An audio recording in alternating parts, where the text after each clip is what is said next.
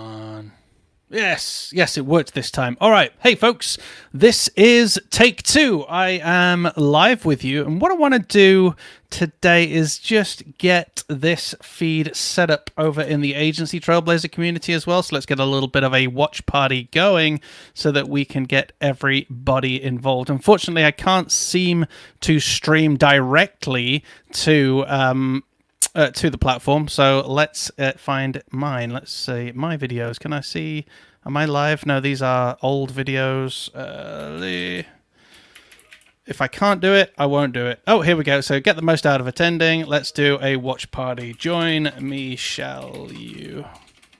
Awesome. Thanks for bearing with me. Right, folks, if you are watching us live, then hello. How are you? My name is Lee Matthew Jackson, and I would like to thank Matt Davis for pointing that out. Right, folks, let's get into the content. I want to have a conversation with you about getting the most out of online events. And let's face it, there are way too many online events right now. Or are there? I would like to challenge your opinion right now. If you are in the camp of, oh, there's too much online right now, it's just overwhelming, too many virtual events, don't like it, nothing will beat physical events ever, I want you to be brave. And let me know in the comments. Are you absolutely virtually evented out? If you are in the camp of virtual events have value, I love them, I attend a few, also please be brave. And let me know in the comments. And I imagine that you probably feel a bit jaded. We are in a horrible environment right now where most of us are locked down. We can't get out. We can't go to physical events. Even if there are some allowances on our movements, physical events just can't happen, or at least they can't happen how they used to. And we feel like physical events are the best way, that you can't beat the physical contact with other people. You can't beat physically meeting people and making friends and networking and doing business and learning from each other. And frankly, you're right. It's really, really good, but it doesn't mean that just because physical can't happen, that virtual isn't equally as valid. You have to remember that we attend events for specific reasons. Those reasons include, yes, meeting other people and the physical contact and getting away from our work and focusing in on bettering ourselves. Absolutely, that's what events are for. That's an amazing aspect of a physical event, but there is no reason why you can't do that virtually.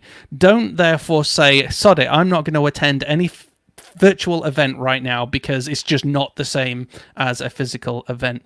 You are disregarding all of the benefits that you could be getting from attending something. So I would like to help you understand how you might be able to get the most from a virtual event. And let's face it, it could be at least another year. It could be two. I don't know. An awful long time before we are allowed to all meet up together. And trust me, the moment it is safe and legal to do so, ATL is going to have a crazy physical get-together and we're going to have an amazing party. But until then, there are really good virtual events out there that you could be benefiting from. So the first thing you want to focus on is your outcomes. Think of the events you attended last year.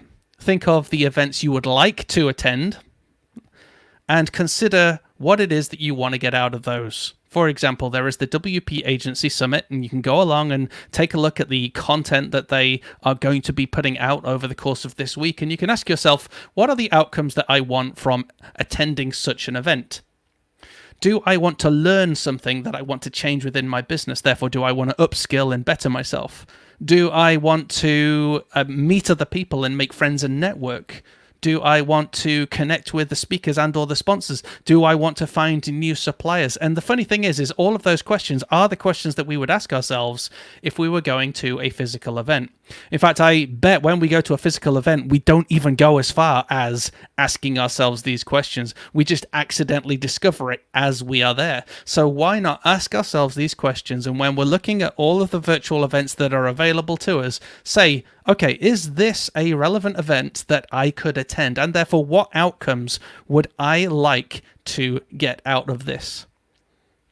I'd encourage you then to look and have a consider, here are my outcomes. I would like to learn more about SEO, for example.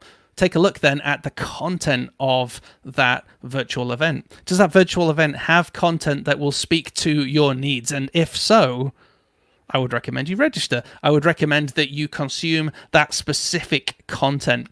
I remember 2 years ago when we all got together for Agency Transformation Live, the physical event. It was back in 2018, I think it was, 2019. And we said right from the beginning that there are going to be a lot of talks, but I want you to write down the key things you need to get from this conference and therefore focus on those talks only. Yes, be a part of it. Yes, listen. Yes, have fun. Enjoy yourselves. But you need to leave this physical event with the information you need, with the plans you need to go and make real change in your business. And that's the exact same thing I would encourage you to do with a virtual event. Have a look at the content. Number one, what are your desired outcomes? What do you want to learn? What do you want to get from it? Number two, select the content that you want to consume that is going to really help you. And I guess that's an advantage of a virtual event. You don't actually have to consume all 30 talks.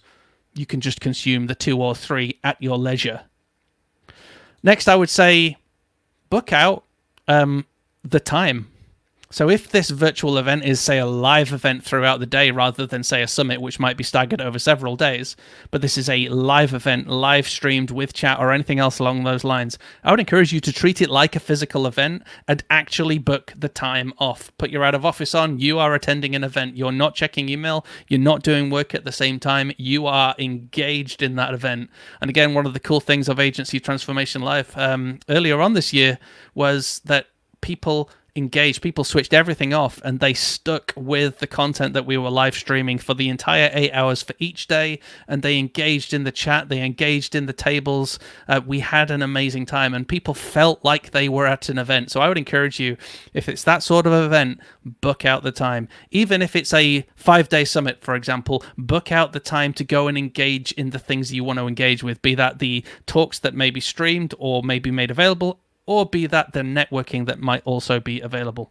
And finally, I'd encourage you to go ahead and meet with other people. Most summits, most online events, most virtual events will give you the opportunity to connect with other people, be that through video chat, be that through typey chat, however that is. Go and meet new people. Go and show up when they do their happy hours or whatever they might have, and just go and hang out. You don't have to say anything. You can lurk, you can listen to the conversations, you can introduce yourself to other people based on maybe what they shared, etc. And you can still do what you did in a physical event, which is meet people, make new friends, find new suppliers, find new clients, do business, come up with new business ideas with new people, whatever that is, collaborate, all that sort of stuff. It can still happen if you go ahead and consume the content, go with your, with those expectations, those outcomes in mind, and go and get involved in those physical conversations. I'd encourage you to go ahead and listen to episode number 285 of the Agency Trailblazer podcast over on agencytrailblazer.com, where I interviewed Jan Koch, who is doing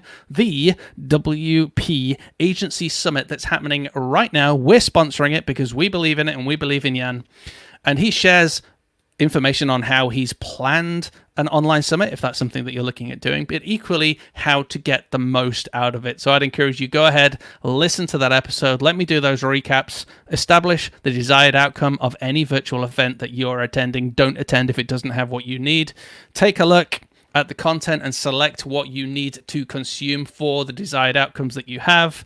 When you are a part of that event, be a part of that event. Don't do anything else. Be focused. And finally, where possible at the events you're attending, meet with other people just like you would do at a physical event. And believe you me, you will have an amazing time. Just a quick shout out as we wrap up to Jan Koch. He has got the Agency Summit that's out right now over the next few days. It's free with a little upgrade if you want to be able to get a copy of all of the recordings of the content, etc. But I would definitely encourage you, before you even think of doing that, go and look at the content. Go and work out what outcomes you would want to get from it. See if there's any content you would want to consume that's about what you want to learn, and then make that decision whether or not you're going to buy that upgrade. Maybe go and get involved in the conversations. You don't even have to pay for that. You can go and join those online conversations as well, all for completely free. So go ahead, check it out. Let me know if you got something from that conference by utilizing some of these tips and tricks that are in here. And of course, it'd be great if you can support Jan with what he's doing. Let's just take a quick look at the comments. Yes, Matt says, I'm here to introduce a 3-tiered comment system, which is clearly a dig at Bozo Johnson. And then he said, a lot of virtual events seem to be run by people who haven't efficiently planned them out or figured out a path or story that they want. True, but I would still say that if there is content in the event, you can, and it's especially if it's a free to attend to event, I would certainly recommend you go and consume some of that content. They end up with every talk being a pitch. Hate that.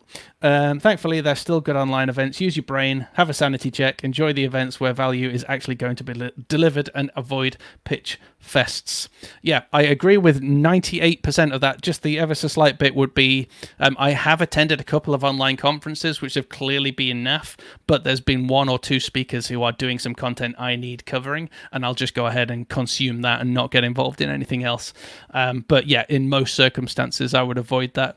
And on that, actually, I would say, look, again, when we mentioned here, didn't we? What are your desired outcomes? Based on Matt's comment there, think of your desired outcomes. My desired outcomes are to learn, are to network with like-minded people, are to connect with some of the speakers, and so on and so forth. Then take a look at the event and decide, is this event clearly targeted at me? Is it targeted at me who has, at me with the problems that I have? Is this event helping me achieve something that I want to achieve? Does this event have the content that I would need to be able to achieve what I need to achieve? Does this event have the speakers who are clearly relevant to what I need to achieve? Does this event have people attending that are relevant, again, to what I need to achieve and to my industry? So really, really valid points there by Matt. I would also recommend, if Matt's still watching, that he posts a link to his podcast, because he puts a lovely piece of content every single week out, which is very informative and inspiring. So go ahead and check that out, folks. Remember, if you can't be good, be careful.